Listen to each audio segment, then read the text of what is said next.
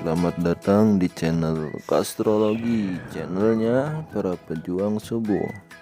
Oke, yang belum subscribe silahkan subscribe terlebih dahulu agar tidak ketinggalan notifikasi dari video-video kami selanjutnya. Untuk pembahasan kali ini kita akan membahas ciri kalimah isim menurut kitab Alfiyah. Dalam kitab Alfiyah, Syekh Ibnu Malik beliau berkata dalam syairnya, bil jari wa tanwini wa nida wa al wa musnadin lil ismi tamyizun hasal.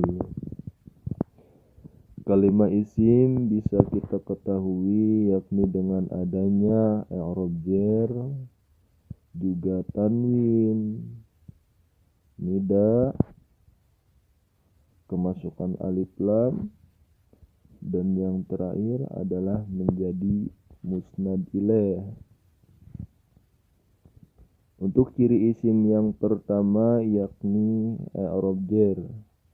Ada beberapa faktor yang menyebabkan suatu kalimat itu harus dijarkan.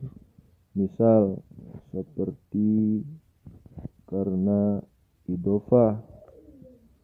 Lafadz ad-dari di sini dijarkan karena menjadi mudhofun ilaih dari mudhof lafadz babu. Maka karena i'rab jarnya lafadz ad-dari di sini kedudukannya sebagai kalimat isim. Nah, yang kedua, isim bisa jar atau kalimat bisa jar karena kemasukan huruf jar, seperti lafadz ad-dari yang kemasukan huruf pi. Pi di sini adalah kalimat huruf yang memerintahkan jar kepada kalimat isim, seperti bid-dari. Nah, lafadz ad-dari di sini karena jarnya ini, karena khofadnya ini, maka kedudukan dari lafadz ad-dari di sini juga merupakan kalimat isim. Nah, selain idhofat dan kemasukan huruf jar, kalimat isim juga bisa jar karena menjadi tabe'. Seperti contohnya lafadz minal masjidi wad-dari. Nah, di sini lafadz ad-dari i'rabnya jar karena anut kepada masjidi atau tabe' ke lafadz masjidi.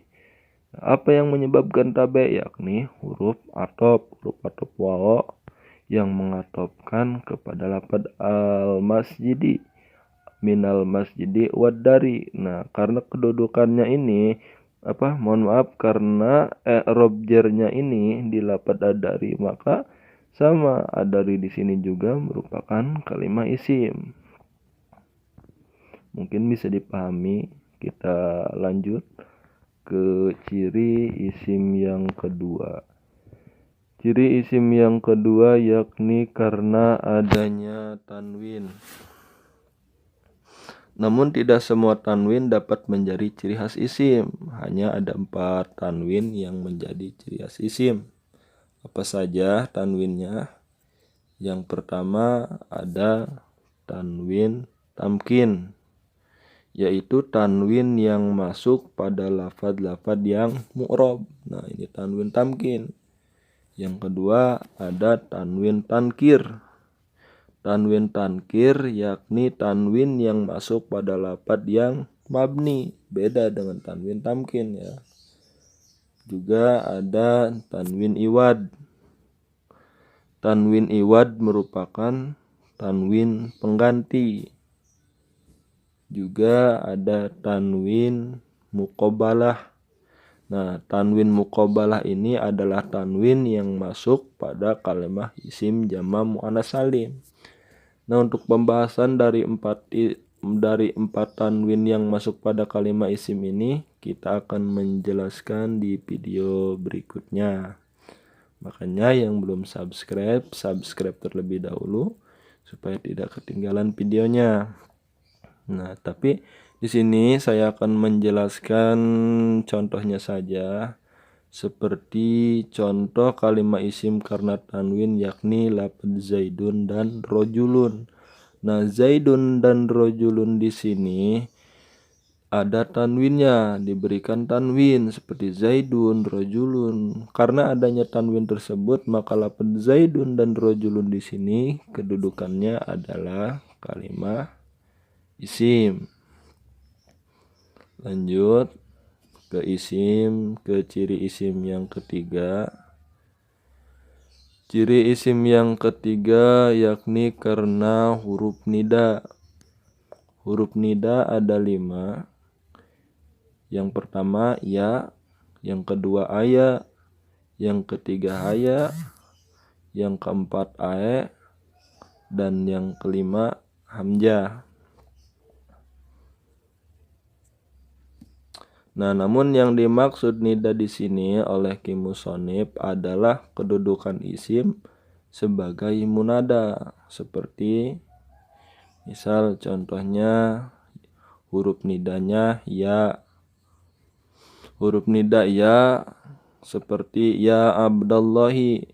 Huruf nidanya adalah ya, yang menjadi munada adalah abda. Nah, yang menjadi munada ini adalah kalimat isim seperti ya Abdallahi atau ya rojulu. Nah, mungkin ada sedikit perbedaan. Kok kenapa ya? Ya Abdallahi dibaca nasab abda dan ya rojulu dibaca ropa. Nah, untuk pembahasannya nanti kita membuatkan videonya lagi. Sekarang ini hanya menjelaskan ciri isim saja.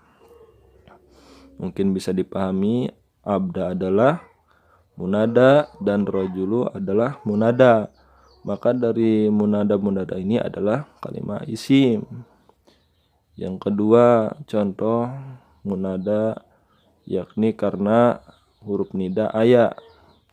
Aya gulama zaidin. Nah, gulama di sini sama menjadi munada daripada lafaz aya, maka gulama di sini adalah kalimah isim. Begitupun syarifa, afdola, dan abda yang berada di bawahnya nomor 3, 4, dan 5 merupakan kalimah isim karena jadi munada dari huruf nida haya, ae, dan hamzah. Mungkin bisa dipahami. Kita lanjut ke ciri isim yang keempat adalah karena alif lam. Ciri isim juga bisa kita ketahui dengan adanya alif lam. Yakni contohnya seperti lafaz al-gulam dan al-faros. Nah, al-gulam dan al-faros di sini ada alif lamnya, al-gulam, al-faros. Nah, ini merupakan kalimat isim juga. Lanjut ke ciri isim yang kelima yakni dapat menjadi musnad ilaih. Musnad ilaih biasanya disandari oleh musnad. Apa sih musnad ilaih itu? Jadi musnad ilaih itu ialah fa'il, naibul fa'il, dan mubtada, itu musnad ilaih. Adapun musnad ialah seperti fi'il, syabih fi'il, ataupun khobar, itu musnad. Nah, sedangkan yang menjadi ciri isim di sini adalah musnad ilaih. Contoh yang menjadi musnad ilaih adalah fa'il, seperti lafaz dorobtu. Nah, yang menjadi fa'il dari lafaz dorobtu di sini adalah domir tu. Nah, domir tu di sini menjadi fa'il daripada lafaz doroba. Maka karenanya menjadi fa'il tu di sini adalah kalimat isim sebab fa'il adalah termasuk musnad ilaih. Begitupun juga menjadi naibul fa'il. Mana naibul fa'ilnya dari lafaz yudrobu zaidun? Naibul fa'ilnya adalah zaidun. Karenanya lafaz zaidun ini menjadi naibul fa'il, yang naibul fa'il itu termasuk musnad ilaih, maka lafaz zaidun di sini adalah kalimah isim. Dan yang ketiga musnad ilaih yakni mubtada. Seperti contohnya lafaz ana qaimun, yang artinya kalau dalam logat Jawa ana utawi isun qaimun iku wong kang ngadeg. Nah, maka ana di sini kedudukannya yang sebagai mubtada adalah kalimat isim sebab mubtada masuk pada musnad ilaih.